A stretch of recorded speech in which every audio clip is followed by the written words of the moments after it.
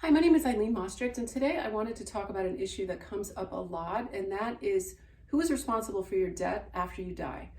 So if it's secured debt, like a mortgage or a lien, then the beneficiary is responsible for that debt.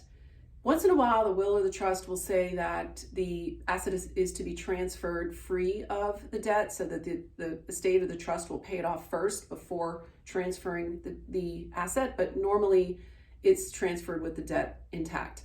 If it's unsecured debt, like with credit cards, the path that credit card companies have to try to collect some or all of their money is a very well-established, structured court process where they are able to file a claim in a probate court action, and then the personal representative through their attorney can either pay it, negotiate it, or object to it, and then it just kind of winds its way through the court system.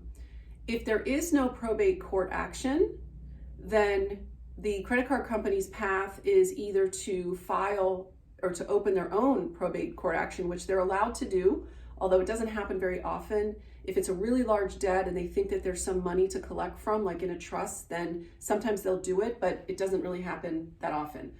What they usually do is they try to shake down the surviving spouse or the adult kids or nieces and nephews or whomever they can find, and try to get some of the money.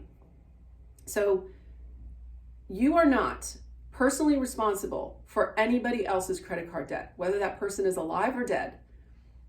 Not your spouse's, not your parents', not anybody else's debt, okay? The credit card companies, though, will make you think that you are. They're very aggressive about it. They act very quickly because they want to try to get to you before you talk with an attorney. So they will try to convince you very shortly after the death of your loved one that you are responsible for that debt. And I have seen plenty of people come into this office who have just lost a loved one, and they're like, oh yeah, well I paid off their debt, I paid this off. When often the surviving spouse, for example, might be in their own financial dire straits, or at least needs that money to go on living for the rest of their lives. The credit card companies bake in to the fees that they charge you, whether through interest or through the transaction fees that get charged every single time you use a credit card. Whomever you're buying a good or service from gets charged a fee that goes to that credit card company. Baked into that is the risk that you will die and they might be stuck holding the bag on some of that money. They know that. Okay, so, but still, they try to shake the family member down. Nobody is responsible for that debt. If they do harass you like that, which, often they'll just keep on coming, you've got to be strong.